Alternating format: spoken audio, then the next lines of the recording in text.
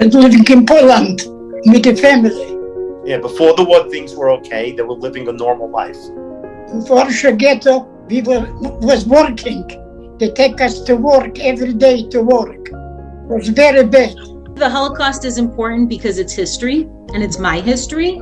My grandfather is one of only 2 people from his family to survive the Holocaust. The Nazi regime believed that the Germans belonged to a race that was superior to others, and as a Jewish educator, it's important to me to teach that we're all created in the image of God and that we're responsible for one another. We were hiding in the underground. How did you feel? Like a war, like an army. This was a small army. We was fighting with the Nazis, we was fighting.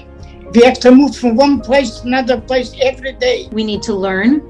We need to remember. We need to honor those who we lost in the Holocaust, commit to fighting against anti-Semitism and racism.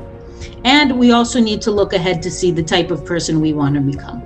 Well, the good part is that all the siblings survived. My father's mother survived and grandmother survived. And, after the war, they started a life all over again.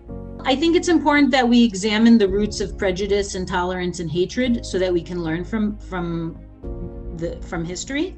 And as teens, I think this is a time in your lives when often we feel like an outsider, and we need to learn that our actions impact others. And we learn from the Talmud that whoever saves a life is considered to save the entire world. And I think that if we look at ourselves as part of that opportunity, then that's an important thing to get out of the Holocaust.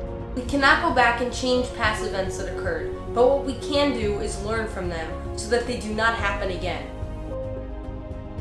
One way of doing this is by retelling survivors' stories about the past as a message of remembrance and warning for our future.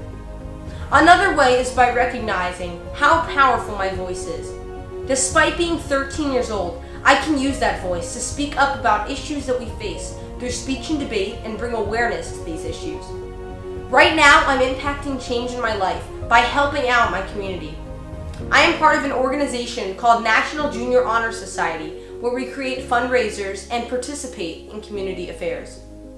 Prior to COVID-19, I entertained residences at assisted living communities, helped out my friends and family with their organization called CHOC, aimed at children helping other children, and made a video for healthcare workers, showing my support. Through the words of the survivors, I understand that kindness, compassion, and strength of the human spirit is the most important thing, especially during a time of crisis, like now or during the Holocaust. During the 30s and 40s, people in Nazi Germany were restricted from doing the most basic things, but the biggest no-no was hiding a Jew. Yet people did it anyway. People sacrificed their life to save others, despite the harsh punishments. Just a simple act of saying, "Hey, are you okay?" or giving someone an apple was illegal and punishable by a concentration camp. Yet people did it anyway, and it makes me think about what I would do in a similar situation. And I know that I would do the right thing. The importance of kindness and compassion during a time of crisis was that it led to healing.